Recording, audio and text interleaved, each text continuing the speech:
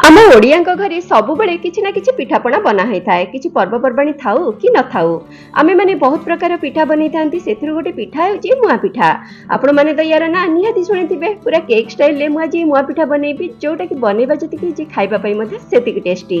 तो सेति पई प्रथमे नडिया कोरा रे किछि चीनी पकई पूरा को टिके भाजी नेछि। एमिति भाजी देले पूरा बहुत टेस्टी लागिबो। तापर गोटे केक टिन ने टिके गुआ घियो देई ताको भलो भाबरे ग्रीस करि दबा। टिन रे गोटे लेयर बिरी चावलर बैटर देई दबा आ ता ऊपर नडिया पूरा को भलो भाबरे स्प्रेड करि दबा। आ सेई नडिया पूरा ऊपर आ गोटे लेयर बैटर देई कि पूरा को भलो भाबरे कवर करि दबा। आ एपटे मु गैस रे गोटे पैन बसई सेथिरे एमिति गोटे स्टैंड रखि देइछि। आ सेथिरे किछि पानी देई कि बांफ आसबा पर्यंत बॉयल करिबा।